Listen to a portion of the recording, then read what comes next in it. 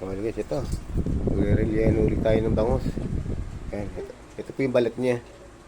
Tapos ito po yung laman. Ang gagamitin lang muna po natin dyan pansahog dyan, itong carrot. O yan. Pasas. Giniling. Tsaka bawang sibuyas. Ayan po.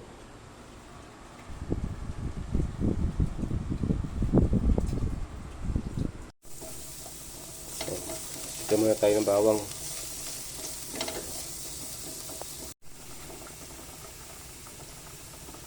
Ayan, sabog na po natin yung sibuyas naman. Marami po yung sibuyas.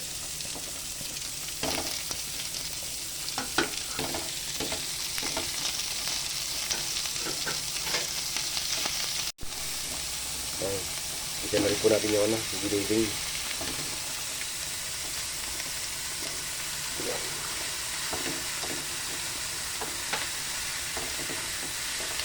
Halo-halo lang para makikita mabuti yung giniling po. Okay, ito na. Pasakot na natin yung giniling. Sabog naman natin itong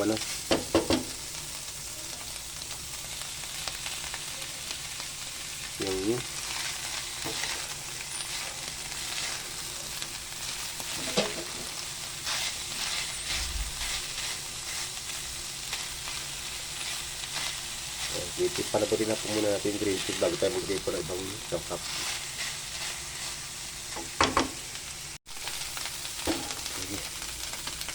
Okay, tapos na natin yung carrot.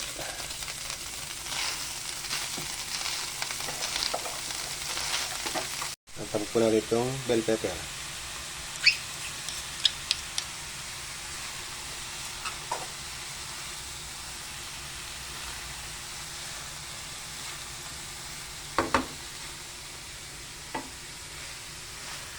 Lagyan na po natin yung patatas.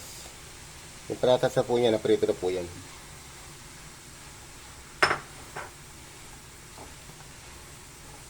Kasi doon po natin ilalagay itong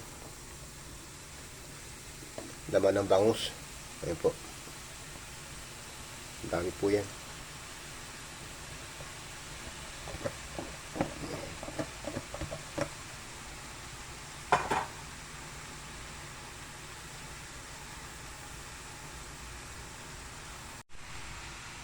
Lagyan po natin ng oyster sauce.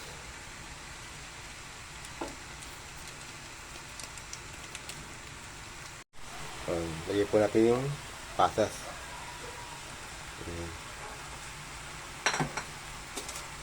At seasoning. Konti lang po. Konting bechin. Paminta.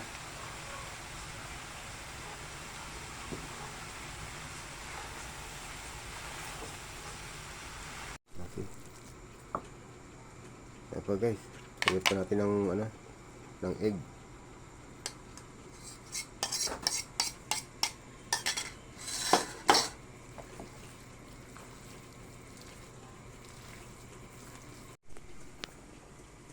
So guys, nilagyan na natin sa loob ng bangus yung yung palaman. Ayan po.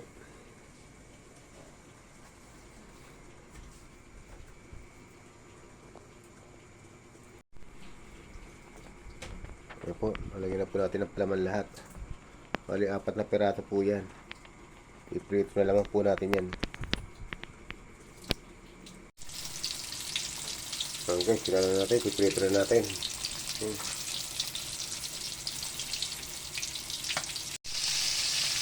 po, makakaluto na po tayo na.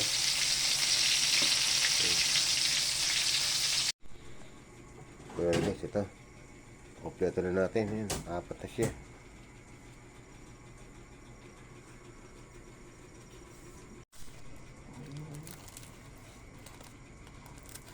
Ayan guys. Okay.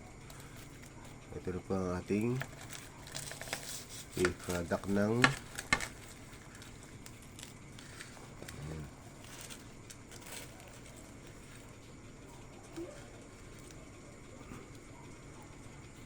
yun po ang ating finished product ng rellenong bangus. Salamat po. Thank you for watching.